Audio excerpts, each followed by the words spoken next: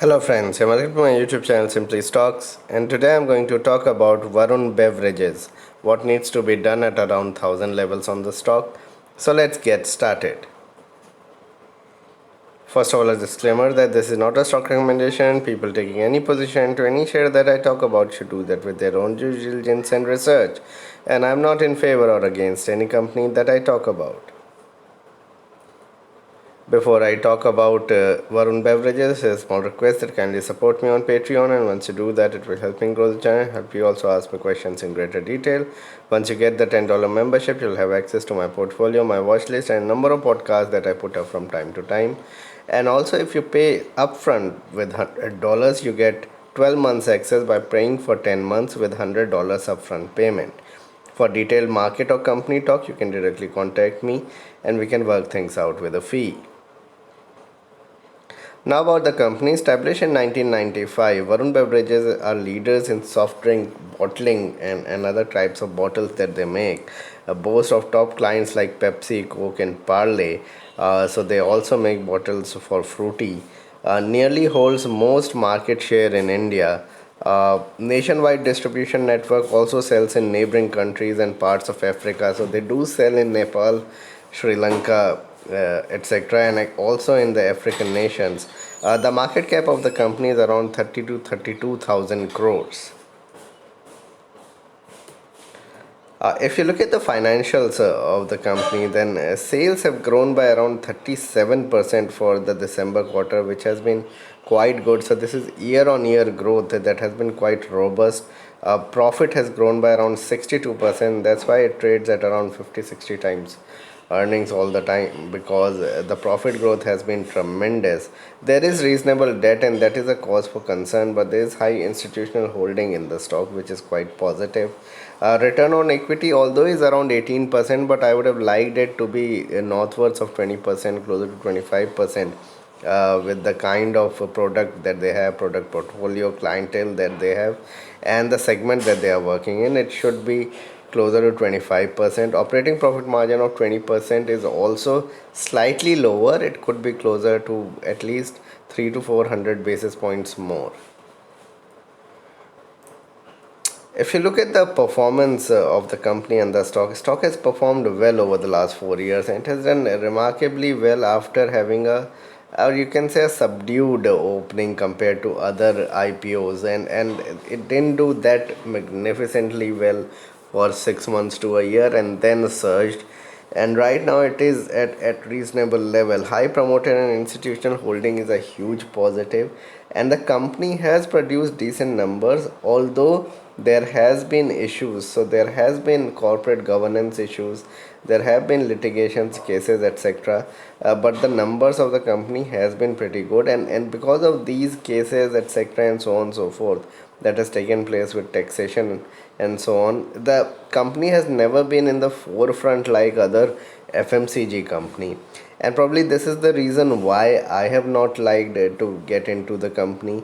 But I would say if they get their act together, this is the only niche player, you can say a monopoly in this space, and the company could continue to do well once things open up. This is a beautiful opening up trade. If the economy opens up in a year's time from now, if the vaccination is done and the pandemic, we get hold of the pandemic, I think Varun Beverages is going to perform extremely well. I won't be surprised if this doubles over the next couple of years or so if things open up. It has had legal and corporate issues, and that was a major thing that has been lagging the stock for a while. Still, I would say it is trading expensive at 70 times, but you need to understand that it is one of the consumer companies that we are talking about, and it should trade at a big premium to other consumer companies, to other sectors per se. And 60 to 70 times is a norm for all consumer companies at the moment. Came out with very strong Q3 numbers, and hopefully Q4 would be good. Yes, Q1 could again be dented because of the localized lockdowns that we are seeing, but overall numbers are set to improve, I'm sure, from the third quarter, from the December quarter of this year, and next summer could be big for this company, as is with other companies that are dependent on the summer season. I think next summer should be one of the best in the last 2 3 years for all the sectors. If you look at the technicals of the stock, then there is strong support around the 800 850 zone, currently at 980. So I'm talking of something like 15% from here. But any declines towards 900, any sharp dip to 900 920 will be a buying opportunity. I would say it may not correct more because of the surge that is happening after the Q3 numbers, and people are looking beyond the current numbers of the pandemic, etc. And people are looking at the opening up trade. We have seen how other you can say economy related stocks are moving up over the last 2 3 sessions. So things are looking different.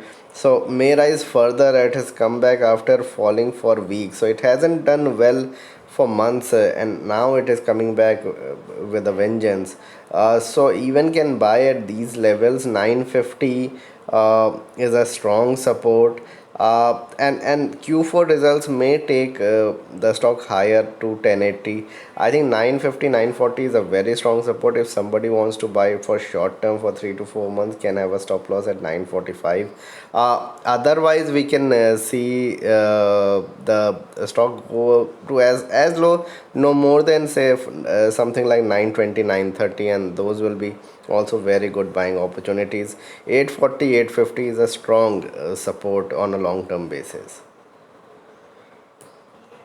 So what needs to be done? Numbers are looking strong, but there has been corporate issues. So you can take your own call as to what needs to be done. Because see, whenever there has been corporate issues with companies, and wherever there has been some sort of a murmuring or some sort of a thing that has come up with respect to taxation or corporate governance, things can get awry very quickly. So it is an individual decision. I won't say that you go ahead and buy. I won't say you don't buy on this, so I won't give a recommendation here at all. What I can say is that you can take your own call and keep stop losses in place and be prudent with your stop losses. Although when something bad happens, then even stop losses don't work. So in all, just because of the issues that have taken place, I would say avoid. But the company per se and the business per se is very good, and it is going to rule the roost once economy opens up completely. So it is a confusing decision, but then there are other very clean businesses that could generate 15 20% CAGR, even more, in the coming years as economy opens. So you can look at those businesses as well. So better to look at other consumption plays, and I'm not talking of FMCG. I'm talking of all throughout. There are many you can say stocks or companies in other sectors which are directly indirectly related to consumer and are doing well. So and you need to understand that valuations are stretched even though the numbers are coming in. So even if you have it, because of the risk attached with the company, you could have 5% of the total portfolio and no more than that. So this was my video on Varun Beverages. Please like and subscribe my channel and hit the bell icon so you can get my videos straight away when I post it. Thanks a lot for watching.